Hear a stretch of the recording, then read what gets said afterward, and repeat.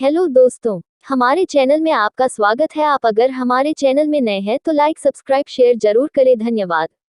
एक शहर था जहाँ बहुत बड़ा मंदिर था। मंदिर में भक्तों का तांता हमेशा लगा रहता था।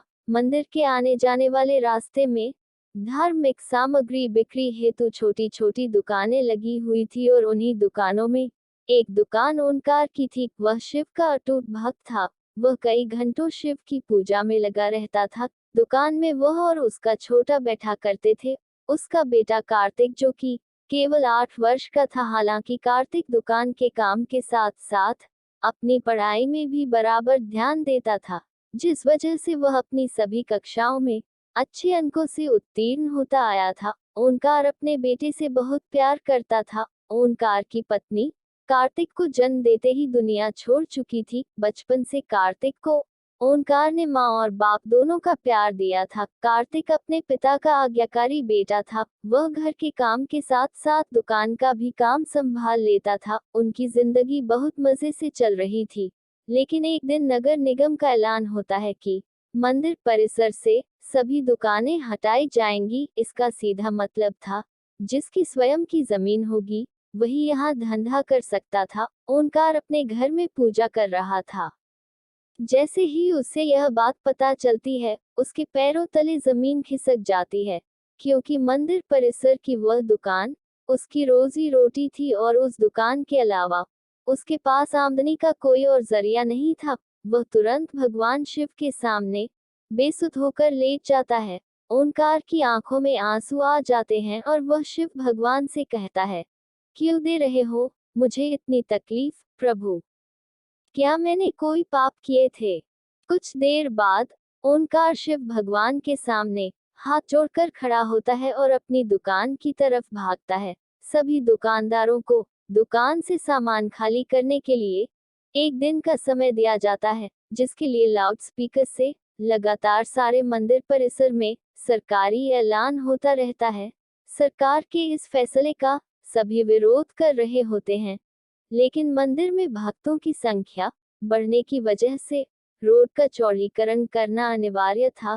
हालांकि प्रशासन ने मंदिर से थोड़ा दूर एक सरकारी जमीन में दुकानें बनाने की इजाजत दे दी थी, लेकिन उन जमीनों को लीज पर दिया जाना था और लीज की रकम लगभग जमीन की कीमत के बराबर ही पहुंच रही थी, जो कि ओंकार की पहुंच से बाहर थी। ओंकार दुकान के अलावा कुछ और काम नहीं कर सकता था, इसलिए वह लीज पर जमीन लेने के लिए आवेदन भर देता है और 2 ही दिनों के अंदर उसे 35% राशि जमा करवाने का नोटिस मिलता है।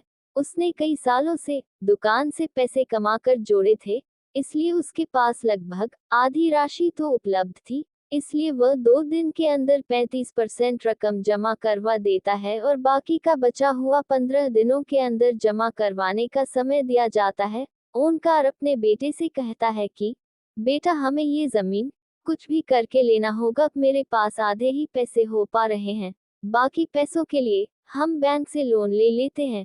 कार्तिक उम्र में छोटा जरूर था, लेकिन वह बहुत समझदार था। वह अपने पिता की बात से सहमत हो जाता है। ओंकार अपने बेटे को लेकर बैंक पहुंच जाता है और प्रबंधक के पास जाकर लोन के लिए आवेदन देता है। बैंक प्रबंधक उससे कहते हैं कि हम आपको बैंक लोन तभी दे सकते हैं जब कोई ऐसा व्यक्ति आपकी गारंटी दे जिसका खाता हमारे बैंक में हो। ओंकार इस बैंक से संबंधित किसी व्यक्ति को नहीं जानता था। वह यहाँ पहली बार आया था। ओंकार हताश हो जाता है और वह बैंक के बाहर सर में हाथ रखकर बैठ जाता है। तभी उसके पास एक व्यक्ति तिलक लगाए पहुंचता है।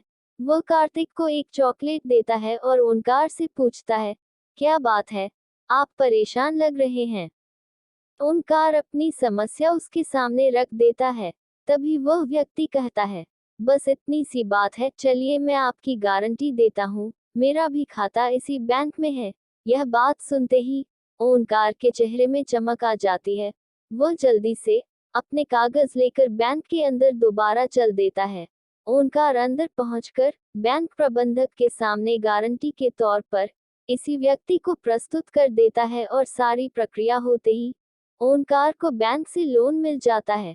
लोन मिलते ही वह भोले बाबा को प्रणाम करता है और जमीन का पंजीकरण करवाने के लिए राशि नगर निगम में जमा कराने पहुंच जाता है। राशि जमा होते ही ओंकार को जमीन दे दी जाती है।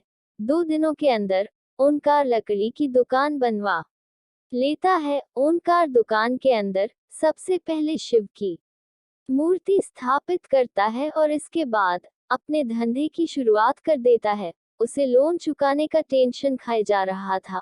ओंकार की दुकान सबसे आखिरी में थी, इसलिए उसकी दुकान में कम ग्राहक पहुंचा करते थे। वह इतना भी पैसा नहीं कमा पा रहा था कि उसके प्रतिदिन के खर्चे पूरे हो सके। ओंकार परेशान रहने लगा।